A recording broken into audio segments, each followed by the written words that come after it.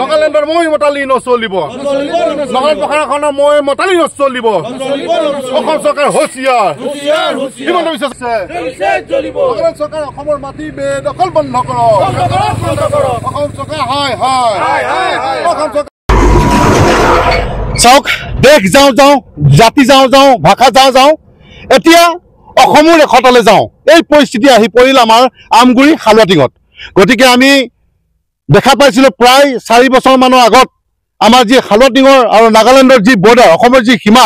সেই সীমাত এটা বিঅপি স্থাপন কৰিব লৈছিলে আৰু সেই বিঅপিটো স্থাপন কৰিব লওঁতে কি কৰিলে নাগালেণ্ডৰ কিছুমান অচিনাক্ত যুৱকে আহি পেলাই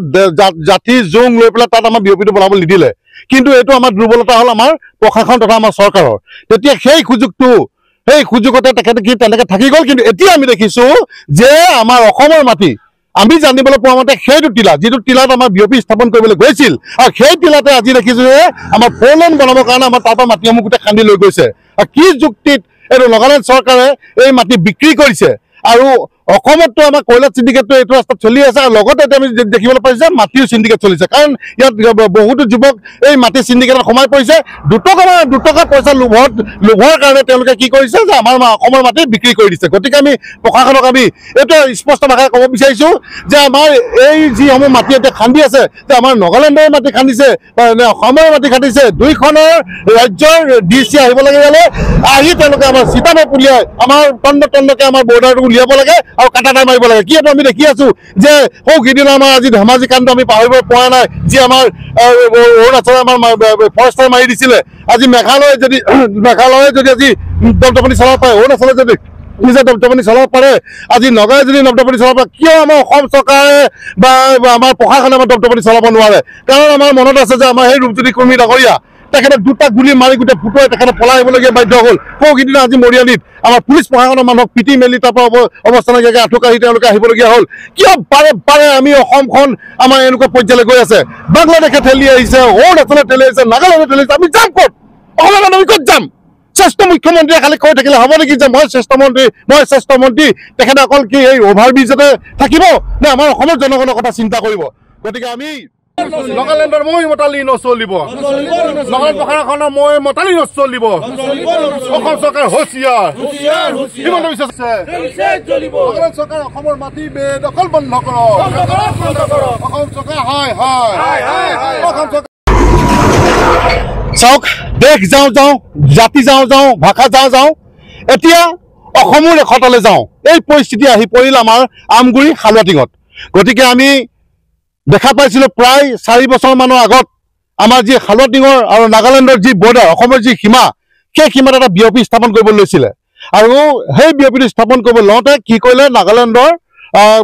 কিছুমান অচিনাক্ত যুৱকে আহি পেলাই জাতি জোং লৈ পেলাই তাত আমাৰ বিঅপিটো বনাব নিদিলে কিন্তু এইটো আমাৰ দুৰ্বলতা হ'ল আমাৰ প্ৰশাসন তথা আমাৰ চৰকাৰৰ তেতিয়া সেই সুযোগতে তেখেতে কি তেনেকৈ থাকি গ'ল কিন্তু এতিয়া আমি দেখিছোঁ